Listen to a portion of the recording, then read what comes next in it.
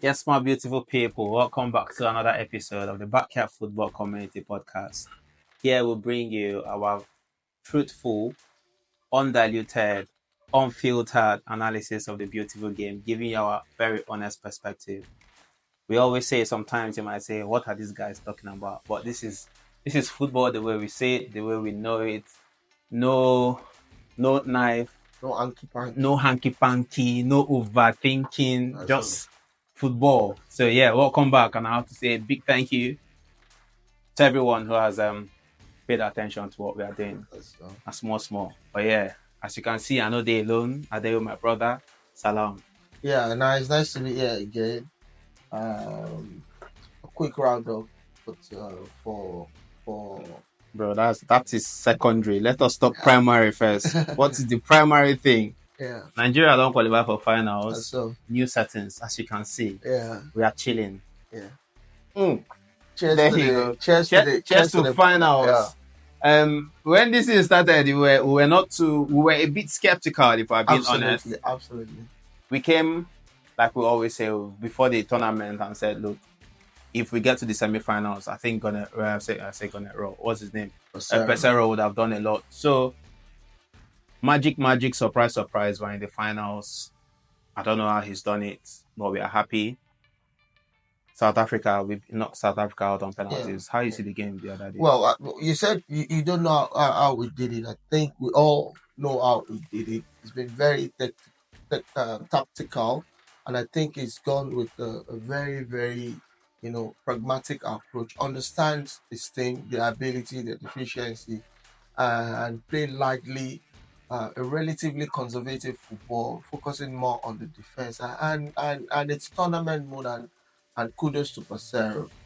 South Africa game was first half wasn't particularly pleasant. Yeah, if we're going to be honest, and that's always been my fear. Remember, in one of the podcasts, I said my fear was facing a team like Senegal, which are very technical and can play across the line, and they had quite. God help, yeah. At least we didn't get to meet such technical things.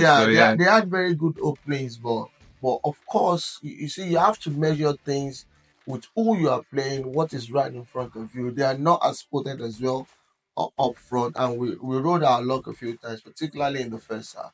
And the second half, I was really happy again with the way the team reacted after the not so good first half. Spell, yeah. Yeah, and they did very well. We created a lot. We created decent chances, and we got our goal deservedly so. After Osimhen was brought down. Oh, yeah, Osimhen. He just had to be. He had to be. He had to be Victor Osimhen. He just had to be that boy. And it leads to there's this debate that has been going on. I don't know. I'm sure people would have seen it. Osimhen and Obafemi Martins. These two players. Now let's forget about prime or anything because obviously we know that Osimhen, in my opinion, I think he still has heights to hit. Yeah. But let us say we've seen Obagol, and this is the Osimhen that we know, and this is Osimhen. You watched Obafemi Martins. Of these two players, who are you taking in your side? Well, they're two good players, but to be honest, it's actually very funny because looking at the stats, particularly for Nigeria, Osimhen is. Yeah, I think Obafemi Martins played 42 times or so for Nigeria and has 18 about goals. 18 goals, yeah. And Osimhen's played 27 times for Nigeria with 20 goals. Bro, there's already 20 goals. Yeah, which is absolutely crazy. That's sick. And even in international club level football as well, Osimhen has done very well. But for me, I think it's shown in the start that Osimhen seems to be a more potent striker, particularly when it comes to Nigeria. But when you talk about technique, finishing, and left all of and that, right, you understand? Space. I will every single day go for Overgo. Now you see that's the thing. Now I think sometimes these things because we were, will I say, younger. So nostalgia sometimes. You think it plays a role? Because I look at Obafemi Martins, and in my head I'm like, Obafemi Martins should be heads and tails. I say heads and shoulders above Victor Osimhen. from the guy we watched on TV, Yeah. how he runs. But I just sat down. When I sat down to think about it, look, Obafemi had 3 African Cup of Nations: 2-6, 2-8, 2-10. I don't know what happened why he wasn't called in 2-13. Obviously, Nigeria did not qualify to 2012, as stupid as we were. 3 Nations Cup. We know small finals. We didn't get close. I think the best we done was we came third in 2-6 or 2-8, something like that. Osimhen, this is literally his second, if you put quote unquote, because in 2001, bro got injured, he couldn't play. So you say that in his second African Cup of Nations, he has fired us to the finals. Now, if we win it or not, I don't care. But I just feel like, look, does it mean that Obafemi Martins was he not that good, or maybe we were just Exactly. That's the point. I don't think it's that at all. I don't think it's that it was not good, and that's why I said that's the point, because that's what will be generated from this kind of discussion. I think of, oh my God, Obafemi Mark. There's no doubt about the fact that nostalgia will play, a yeah, bit of a role. But I think I've seen both of them play. Osimhen looks like a goal scoring machine at the right club, getting the right services, and scoring goals. Now, during Obafemi Martins' years, you've got mad talent both in the club as well as national team. So he had people. He was playing alongside people like Vieri at the time Adriano. with Andriano and all of that. These are absolute legend of the game. So compared to who Osimhen's got to compete with in Napoli, for instance. Now, that's not taking anything away from either of them. Again, statistics, or especially with respect to the national team that we'll be focused on now, statistics already show Osimhen to be far superior. It's not just slightly, far superior to Obago with respect to their goal return in the national team. 27 goal with 20 27 goals. games with 20 goals. Yeah, That that's is crazy. crazy. That's like playing half of the games Obafemi Martins played and having more goals in that space. So respect to Osimhen. But again, if I'm talking about my favorite striker between both of them, Obago. without due respect to Osimhen, oh my God, Obafemi I want to Martins tell the is younger somebody. generation, a lot of people who did not watch Obafemi Martins play. Martins was So he was your striker. yeah, so Martins has Osimhen now. I call Osimhen like it's more like an Emenike, for instance. They are powerful, strong, go for the ball, good in air, and all of that. The truth is, as short as Obago was, he was crazy strong and fast and all of that as well. And if you watch him at all in Newcastle as well, you see the kind of goals he scored. They are high class, high level goals. I've not seen Osimhen, with all due respect to him, be that technical in his finishing. He gets his chances. He buries a lot of his chances. Definitely was highest goal scorer in Napoli last but he season. misses a fair few though. And not just every striker misses chances. My concern with Osimhen really is not that he misses chances, it's the nature at which he misses those. Just like Nunes in Liverpool. You see, these are chances you should bury. Or even if you're going to miss it, we'll see the technique. Take, for instance, one of the chances, I can't remember exactly which of the game in this tournament, I expected him to look the ball ahead Over the goalkeeper. over the keeper. You see, those things take confidence and ability and all of that. Yeah. So, but Osimhen, hitting the ball to the keeper and all of that, and even look at how good he is in lifting. I saw he broke Cristiano Ronaldo's lift in Syria. That's crazy. You understand? So, but he has had Wow. good chances that it doesn't just But it doesn't look convincing. it's funny. Maybe because he has a lot of pressure on his Mhm. shoulder in this tournament.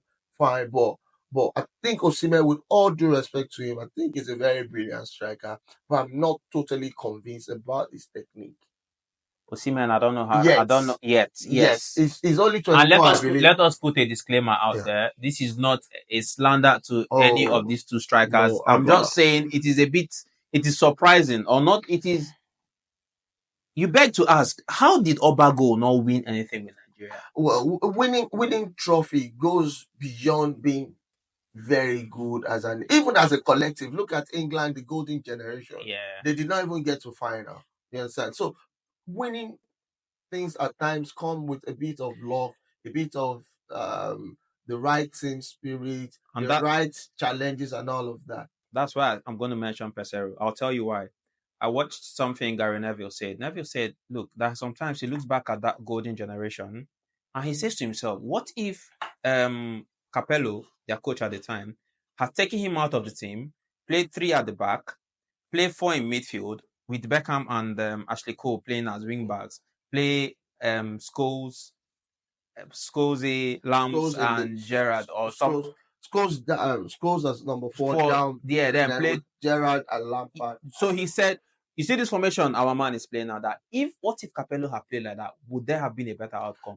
Well, I'm now saying I think this formation is a formation for tournaments. yeah, that's what I said. That's what I said right from the beginning. See, you go to tournament mode, everything does not matter. You're playing just 7 games, and it is adjusting to that.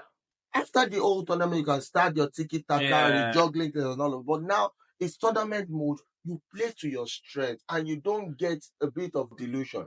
Quick talk about Gary Neville and the like. See, their generation relatively failed with respect to international football. And I believe they should hang their head in shame. Now they talk every day about football, find fault with every manager.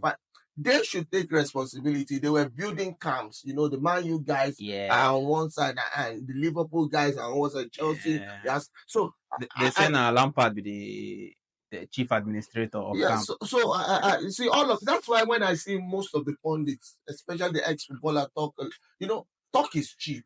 You understand? But when the matter dey ground, why una no do something about it? Why don't you? But guys... in hindsight now, these are for young guys. You just want to have fun. You gonna think, oh, so Alex Ferguson will tell me, oh, you were in camp, you were chatting with Lampard. What did you say to him? So you just be thinking. Alex Ferguson did the camp with them. But obviously, now loyalties and everything. But anyways, we'll leave Obagol and Martins, and Obagol and Victor Osimhen.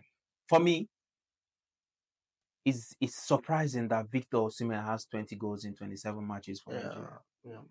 Because I watch Obafemi Martins. If you ask me as a midfielder, which of them do you want to play with? Homo is difficult. To be very honest, I'll still pick up Victor Osimhen. Victor will run. There's nothing as sweet as a midfielder. Once you raise your head, you see your striker. Whether he's running in or he's coming back. Nah, Victor. Anyway, we'll leave it there. But Victor Osimhen, Obago. On the pitch, I think Obago was more technical, left and right finish, pace. I can't think of many strikers who were faster than him in his time. But Victor Osimhen is more. I think the power. His game suits the current model of football, which maybe we'll talk about it in a different day. You know what Scaloni said? That this new trend of footballers, you don't allow them, a 6-year-old, you're telling them how to pass the ball. It's a bit more very rigid and stuff. So not as fun as it used to be. So you can't see flair and all that. So big up to Osimhen. Bro, I just hope you guys bring it back. So that leads us to the game against Cote d'Ivoire, bro. Sunday, 8 p.m. What are we saying? Nigeria, Cote d'Ivoire. Well, Cote d'Ivoire is the only thing, as I said the last time, that I don't want to face again. Unfortunately. Because they are rejuvenated, they are the host country. They've gone through a bit of hell in this tournament, and they are back. And it will be a tough one, and it's always tricky. Facing them in the group stages and facing them again, and we already have one over there, so it's going to be tough. I think they will be out to fight for it. What I think our boys should do is to stay compact, stay confident, stay resolute, and just do as they've been doing right from the beginning of the season, of this tournament. Put their head in the game. They are respecter of nobody, no doubt about that. Let's stay compact. And the good thing for me is that I don't think the Ivory Coast are as threatening going forward as some of the teams we've already faced. Now, South Africa, those guys were very fast and they played very well, especially that first time. So I'm very, very positive. There's just that thing. There's just that thing when you're facing the host nation. You beat them already in the preliminary, and they'll be out to fight. I hope if there's any other jinx left to be broken, we'll break it. And in 2013, we drew our first game. and went ahead to win the 2013 has followed this same format, this same pattern. meeting one team, meeting them again in the final. So maybe this. So, I'll still be putting my money on Nigeria, on the Super Eagles. 100%. You see why I'm going to say Super Eagles? I think for me, Cote d'Ivoire, they've reading their luck. Nobody saw this coming from them. So for them to even get to the finals, it's like a big deal. Their coach, the whole nation is going to be patting them on the back for doing that. So if we even get to the finals and embarrass them, I won't be surprised. I'm seeing it. I'm not going to sound, oh, you're Nigerian, you're proud of everything or anything like that. But I see us annihilating them. When I say annihilating, for a finals, if you win a team 2-0 in a final, it's close to annihilation. And that's what I think is going to happen. That's what I see happening. I think we'll play them in a manner that is, in our last game, I'm going to say it, if nobody will say it. We missed Zaidu Sanusi. I'm sorry, but we did. I don't know if you noticed. So maybe Zaidu is back. I think he had a yellow card. I don't know if it's injury or maybe yellow card or something. I hope Sain go play so that Oyenok can go back to his preferred right wing. I just think we'll win them. And the country, the entire Ivory Coast will still be happy with the team for literally, yes, from where they were. Rising, they were literally rising from almost buried. So and they rose up. So we can count it number 4 in the bag. Fingers crossed. Inshallah. Touch wood. Yeah. Let's see what happens on Sunday. So the third place game, who are you thinking? Let's quickly. Third place, South Africa, Cote d'Ivoire. There are two exciting teams. They play very good football, both of them. I think it will be a nice game. That game goes to penalties. I'm telling you now, it's going to be so exciting, tightly contested. They'll go to penalties. I think South Africa edges. Yeah, South Africa will win. I'm going to put South Africa. So South Africa to come third. Cote d'Ivoire, they've really done well, and their coach, that guy, I just hope they make his job permanent. I don't know if it's permanent now or whatever he's done, whatever he tells those boys. But that's the problem in Africa. The next thing now, you see another.